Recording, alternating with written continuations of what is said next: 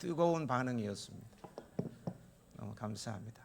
우리 교회는 미래가 있습니다. 미래가 있어 너무 감사합니다. 기도하시겠습니다. 아버지 하나님, 참 감사드립니다. 이렇게 3대가 한 자리에 모여서 공감하며 예배하게 하여 주시고 이 예배의 중심에 저희들을 세워주신 것 감사드립니다. 우리 유아 유치부 어린 아이들의 찬양을 받아주시고 사랑해 주시는 줄 믿습니다. 저들의 삶의 여정 가운데 주님께서 필요한 모든 것들을 공급하시며 이끌어 주실 줄 믿습니다.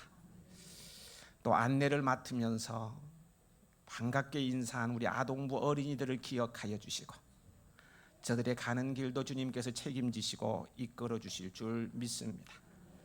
성경 봉독을 한 학생, 또 예배를 시작하며 찬양을 인도한 청년들 일일이 기억하시고 저들의 앞길을 주목하여 지켜보시며 이끌어 주시어서 한 번뿐인 인생 정말 멋지게 살아가게 하여 주시옵소서. 우리의 자녀 손들이 이 시대에 꼭 필요한 인물들로 자라날 줄 믿습니다. 역사의 거목들이 태어나게 하여 주시고 하나님의 나라를 위해서 귀하게 쓰임받는 일꾼들이 자라나게 하여 주시옵소서. 이제 말씀 앞에 섰습니다. 말씀으로 우리의 영을 새롭게 하시며 말씀 가운데 우리 가정을 다시 한번 돌아보며 세워나가는 저희들 되게 하여 주시옵소서. 예수님의 이름으로 기도하옵나이다. 어느 화가가 세상에서 제일 아름다운 그림을 그리기 위해서 그림 도구를 가지고 길을 나섰습니다. 어떤 그림을 그릴까 하다가 1년 내내 땀 흘려 일하고 추수하는 농부들의 모습을 그렸습니다. 땀 흘려 가을 추수의 보람을 찾는 모습, 그야말로 아름다웠어요. 그러나 조금 부족한 것 같아서 다른 그림을 그리기로 했습니다. 결혼식장에서 결혼하는 신랑 신부의 모습을 그렸습니다. 그러나 그렇게 아름다운 것 같지 않았습니다. 돌아오는 길에 전쟁에 나가서 승전하고 돌아오는 장군의 모습을 그렸습니다. 씩씩하고 용감한 그 그림도 완전하지는 못했습니다. 하루 종일 이 그림 저 그림 그렸지만 그림이 제대로 되지 않았습니다. 피곤한 몸으로 가정으로 돌아옵니다. 문을 열자 아내가 미소를 지으며 맞아주었어요. 어린 자녀들이 반갑게 인사하며 아빠 하고 달려와서 안기는 것이었어요. 음식을 차려놓고 감사의 기도를 드리고 서로가 얼굴을 바라보면서 맛있는 식사를 같이 하게 되었어요. 그때 이 화가는 깨달았습니다. 세상에서 제일 아름다운 것은 가정이다. 가정이 가장 아름답다. 그는 행복한 가정의 그림을 그린 것입니다. 그렇습니다. 가정은 참으로 아름다운 곳입니다. 귀한 곳입니다. 하나님께서 천지를 창조하실 때요, 말씀으로 창조하시죠. 빛이 있으라 말씀하시니 빛이 생겨났어요. 천하의 물이 한 곳으로 모이고 물이 드러나라 말씀하시니 그렇게 돼서 하늘과 땅이 구분이 되어집니다. 땅은 풀과 씨 맺는 채소, 각기 종류대로 씨 가진 열매 맺는 나무를 내라, 이렇게 말씀하시니까 그대로 되었습니다. 말씀하신 대로 되는 것이었습니다. 그런데 사람은요, 말씀하지 않으셨어요. 직접 액션을 취하십니다. 직접 흙으로 지으시고요, 에덴에서 살도록 하신 것입니다. 그러나 에덴보다 더 좋은 곳을 만들어 주셨는데 우리는 에덴을 꿈꾸고 살잖아요. 너무 아름답고 너무 좋은 곳을 우리는 에덴이라고 합니다. 사실 그래요. 그러나 이 에덴보다 더 좋은 곳을 만들어 주셨는데요. 그것이 가정입니다. 가정입니다. 가정은 이렇게 아름답고 귀한 곳입니다. 가정의 달을 맞이하여서요, 이렇게 가족별로 2대 혹은 3대가 함께 하는 공감 예배를 드리게 되어서요, 매우 기쁘게 생각합니다. 우리 청년들이 찬양을 인도하는데 괜히 그냥 눈물이 나고, 여러분이 찬양하는 모습을 보니까 아주 울컥울컥해서 참느라고 혼났습니다. 너무 아름다워.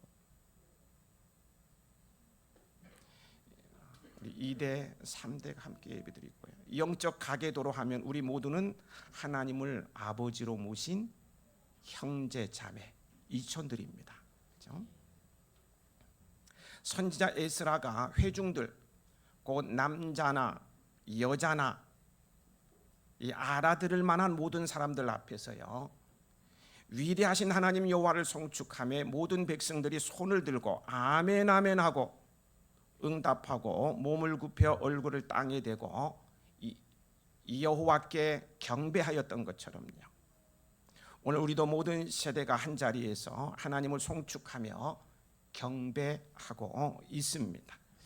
하나님께서 우리의 경배를 받으시고 다함이 없는 은복으로 함께 하실 줄 믿습니다.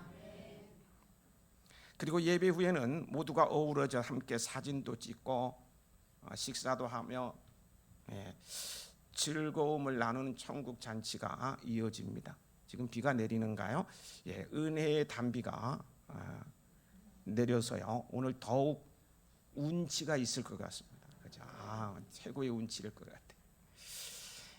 사랑의 덕담 속에 주의 은혜가 흘러넘치는 시간들이 되길 소망합니다. 오늘 본문인 시편 128편은요, 아름답고 행복하기만 한 가정의 모습을 한 폭의 그림처럼 그려내고 있는데요, 주제는 다복한 가정입니다.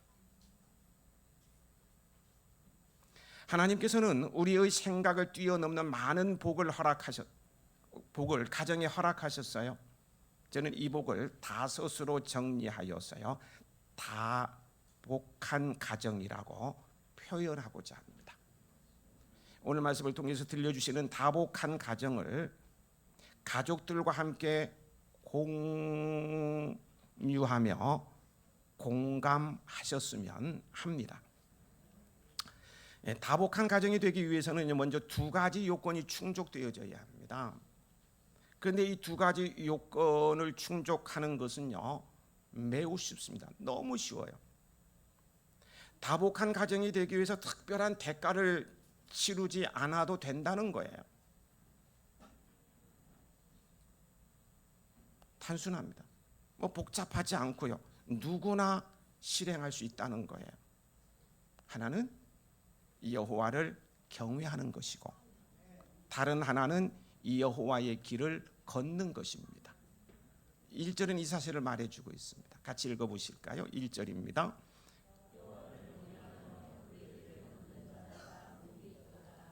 얼마나 단순하고 쉽습니까? 그죠? 먼저 여호와를 경외하라고 했습니다. 여기 경외한다는 말을 두려워한다, 이런 의미로 이해를 합니다. 맞는 말씀입니다. 가장 우선하여 하나님 앞에 서 있다는 두려움을 가지고 살아가라는 거예요. 근데 좀 쉽게 설명해 드린다면요, 여호와를 경외한다는 것은 매사에 하나님을 생각하는 것입니다. 모든 일에 하나님을 의식하고 하는 일마다 하나님께서 어떻게 바라보실지를 생각하는 것입니다. 이는 어려운 일이 아닙니다. 돈을 써야 되는 일이 아니에요. 막 에너지를 방출해야 하면서 땀 흘려야 될 일이 아닙니다. 그런데요, 의외로 많은 그리스도인들이 이 쉬운 일을 하지 않습니다. 누구라 할 것 없고요, 내 자신을 뒤돌아보십시오. 나는 하루에 하나님을 얼마나 느끼고 있습니까?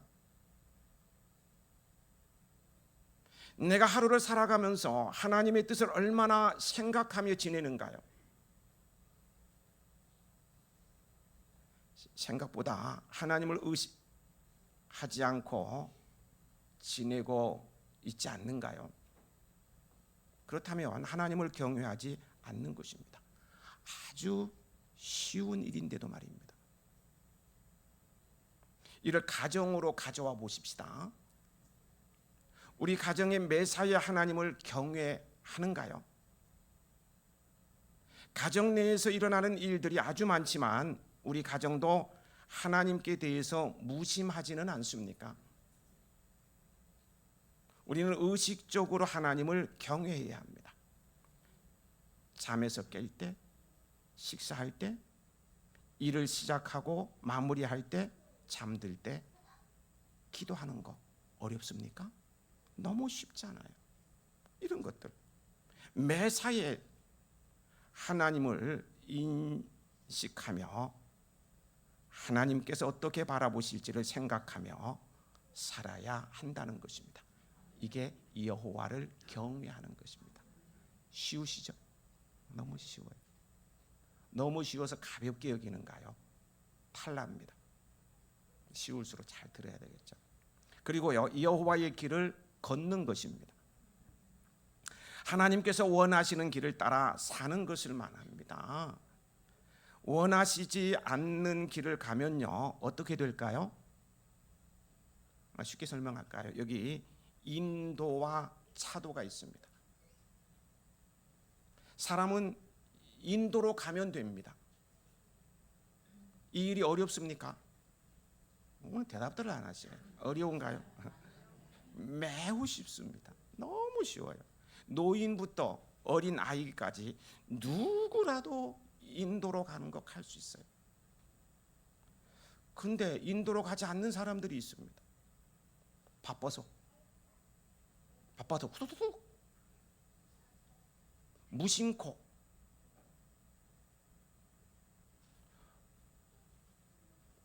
보는 이가 없어서 그렇게 가요.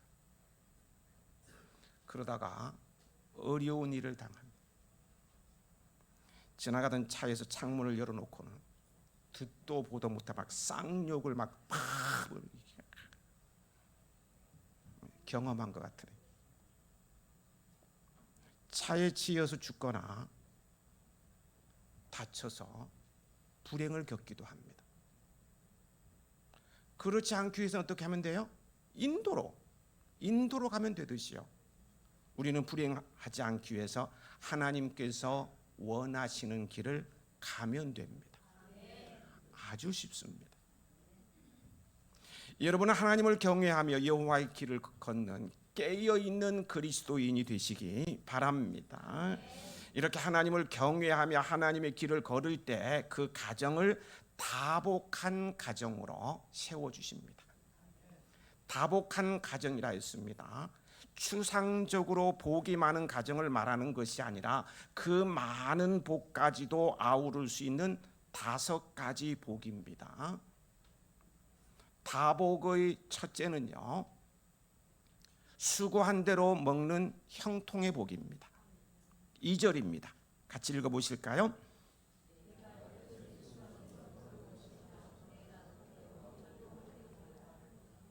예, 형통이 무엇입니까? 형통이란 수고한 대로 먹는 것, 수고한 대로 먹는 복, 수고한 대로 얻는 복을 말합니다.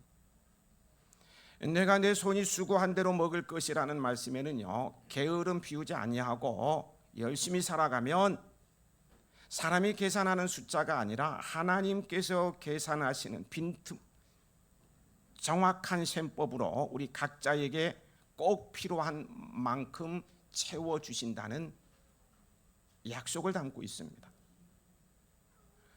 우리 어린아이들도 우리 학생들도 열심히 공부하면은요, 공부한 만큼 하나님께서 잘 되게 하여 주십니다. 만약에 수고하지 않고 형통하기를 바란다거나 더 나아가서요 로또처럼 한 방을 기대한다면요 그것은 설사 이루어진다 할지라도요 복이 아닙니다. 저주입니다. 하나님의 복은 그런 것이 아니에요. 수고한 자에게 주시는 형통의 복입니다. 우리 가정이 하나님을 경외하며 하나님의 길을 걸을 때 수고한 대로 먹는, 수고한 대로 얻는 형통의 복을 주십니다. 다복의 둘째는 가족을 소중히 여기는 사랑의 복입니다. 3절을 함께 읽어보실까요?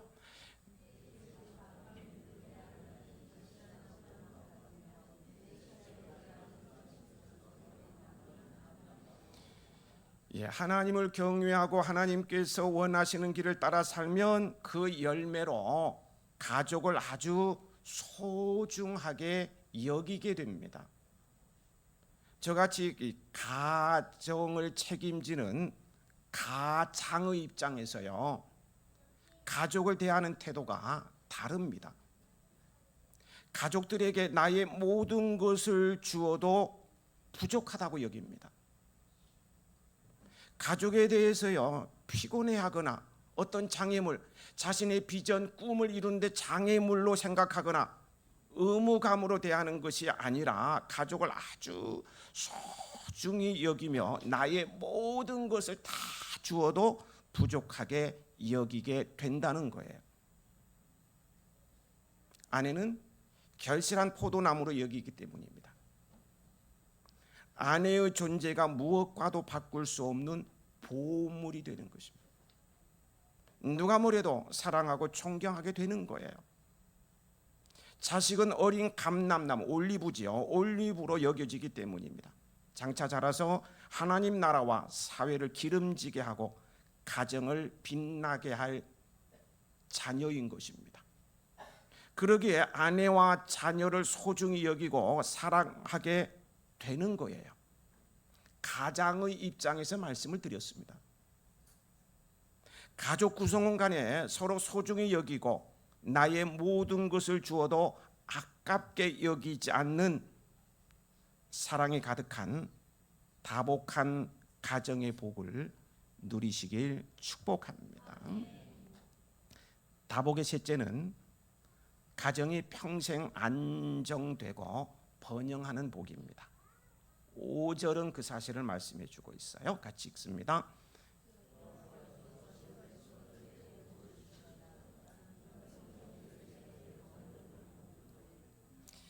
가정이 안정되고 번영하며 그것이 평생 이어진다면요 여러분 더 바랄 것이 무엇이 있겠습니까? 안 그렇습니까? 우리 가정이 안정되고 번영하기를 원한다면 어떻게 해야 한다고요? 신명기 5장 33절에 너희 하나님 여호와께서 너희에게 명령하신 모든 도를 행하라. 그리하면 너희가 살 것이요 복이 너희에게 있을 것이며 너희가 차지한 땅에서 너희의 날이 길리라. 하나님을 경외하고 그분이 원하시는 길을 따라 삶으로 평생 안전하고 번영하는 복을 누리시기 바랍니다. 다복의 넷째는 자식을 보는 복입니다. 자손이 대대로 이어지는 복을 말합니다. 6절 전반부 내 자식이 자식을 볼지어다. 지금 우리 가운데는 3대가 한자리에 앉아서 공감하며 예배드리는 가정이 있죠. 우리 옆에 분 우리 가족을 이렇게 얼마나 다복합니까? 한번 보시면서 이렇게 윙크하면서 한번 웃어주시죠. 우리 가족끼리 우리 가족인데 우리 3대가 앉아서 우리 이대야 웃어주죠. 얼마나 다복한 모습입니다. 내년에는요 할아버지 할머니 아들과 딸 손자뿐만 아니라 증손자까지 4대가 모여서 예배드리는 가정이 나왔으면 하는 기대를 해봅니다. 자식이 자식을 보는 것은 복입니다. 시편 127편 3절에서 5절 보라 자식들은 여호와의 기업이요 태의 열매는 그의 상급이로다. 젊은 자의 자식은 장사의 수중의 화살 같으니 이것이 그의 화살통에 가득한 자는 복되도다. 1인 가구, 우리나라 문제죠. 1인 가구가 전체 가구의 절반을 차지한다. 충격적이에요. 1인 가구가 전체 가구의 절반을 차지하는 오늘의 시류에 편입하지 말고 우리 기독교인들은 자식이 자식을 보는 길을 가야 한다는 사실을 꼭 기억하시기 바랍니다. 그것이 복입니다. 복입니다. 다복의 5번째는 평강의 복입니다. 거기 6절 후반부죠. 이스라엘에게 평강이 있을지어다. 가와만사성이라는 말은 성경 안에서도요 우선적인 덕목으로 자주 언급되는 것을 보게 됩니다. 집안이 평안하지 않으면 불화, 불통, 다툼, 파멸에 이르는 심각한 지경에 이르게 되죠. 그런데 민수기 6장 26절에 여호와는 그 얼굴을 내게로 드사 평강 주시기를 원하노라 했고요. 데살로니가후서 3장 16 평강의 주께서 친히 때마다 일마다 너희에게 평강을 주시고 주께서 너희 모든 사람과 함께 하시기를 원하노라 고 말씀하십니다. 하나님을 경외하고 하나님의 길을 걸음으로 하나님께 주시는 평강의 복으로 화목한 가정을 이루며 다복하시기 바랍니다. 이상으로 다복한 가정의 복 5을 말씀드렸습니다. 저를 보실까요? 우리 가정은 어떻습니까?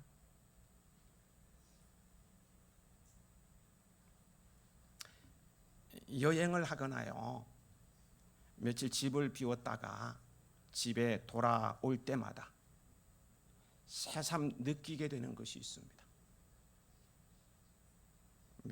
여행을 하거나 며칠 집을 비웠다가 집에 돌아올 때마다 100번 돌아와도 새삼 느끼는 게 있다고요. 그것은 우리 집이 최고다. 맞아요, 들려요? 우리 집이 최고야. 아무리 멋지고 황홀한 여행이라 할지라도요 우리 집만큼은 못합니다. 그렇습니다. 우리 집이 최고입니다. 최고의 집에 살면서 가족 간에 서로 먼저 칭응하며 더 행복하게. 칭응이 뭡니까? 모르시는구나. 저 밖에 가서 현수막 얼른 보고 오세요. 뭐라고 적혀 있어요? 칭응,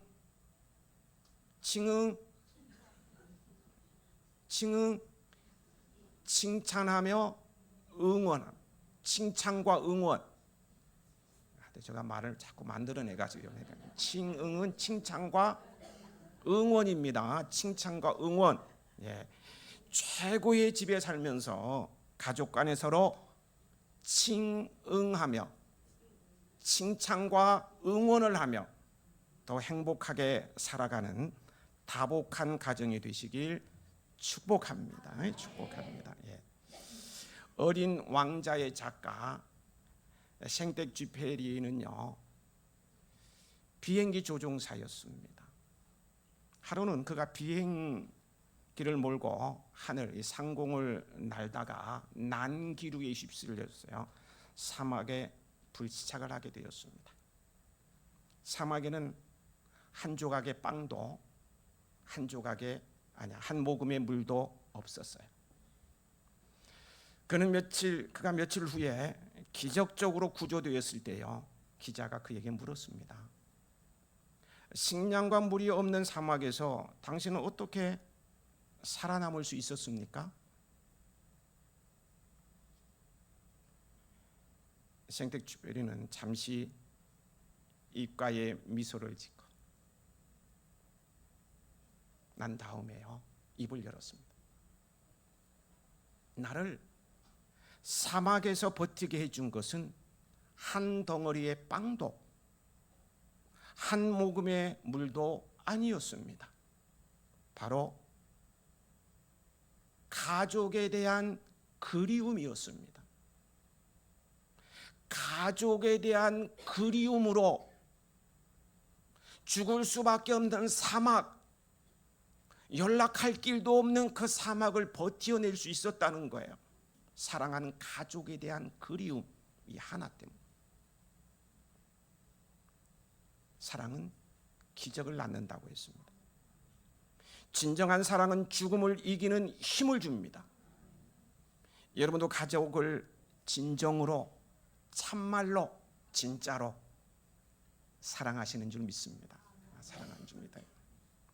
매사에 하나님을 경외하며 하나님께서 원하시는 대로 삶으로 다복한 가정을 이루고요, 시온의 대로를 걸어가는 믿음의 명문 가문이 되시길